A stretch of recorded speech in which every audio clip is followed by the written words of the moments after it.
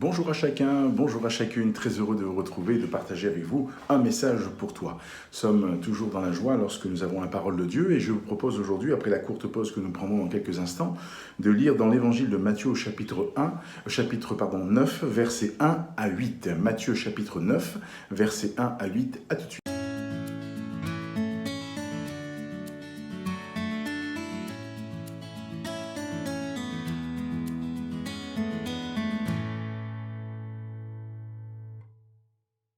Nous poursuivons notre partage et je salue tous ceux et toutes celles qui nous ont rejoints.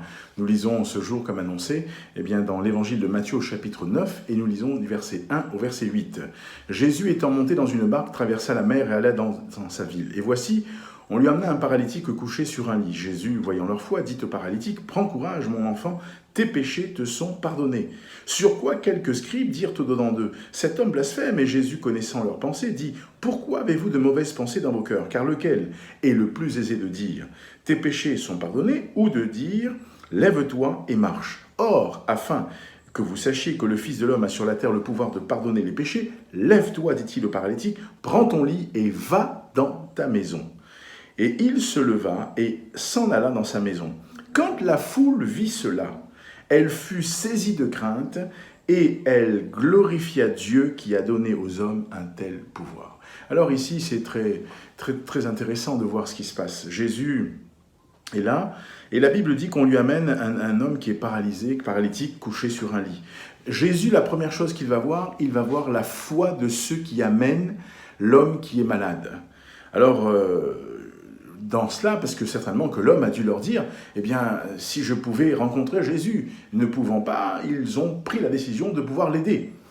Et chers amis, la Bible dit que Jésus va dire à cet homme, au paralytique, « Prends courage, mon enfant, tes péchés te sont pardonnés. » Sur quoi? Bien sûr, les religieux, les scribes ont dit, « Mais cet homme blasphème. » Pourquoi? Parce que pour eux, ce n'était pas possible. Comment un homme, là encore comme lui, pouvait-il dire une telle chose? Ils ne le voyaient pas comme étant le Fils de Dieu. Et la parole de Dieu dit, Jésus leur dira, car lequel est le plus aisé de dire? Pourquoi avez-vous de mauvaises pensées? Qu'est-ce qui est plus facile, quelque part, de dire? Tes péchés sont pardonnés? Ou de dire, lève-toi et marche? Alors, quand ils réfléchissent, aucune des deux possibilités n'est applicable pour eux. Ils ne peuvent pas dire à quelqu'un, tes péchés sont pardonnés, et ils ne peuvent pas dire à cet homme non plus, lève-toi et marche. Alors Jésus leur dira, « Or, afin que vous sachiez que le Fils de l'homme a sur la terre le pouvoir de pardonner les péchés, lève-toi et marche. » C'est-à-dire que lui, en ordonnant à cet homme de se lever et de marcher, et le miracle va se produire, vous l'avez lu avec moi, de facto, il est le Fils de Dieu, il peut pardonner les péchés. Et là, ces religieux sont pris de court, ils ne peuvent plus rien dire. Dans leur cœur, la Bible dit que cet homme va se lever, il va s'en aller dans sa maison. Alors, leur bouche est fermée.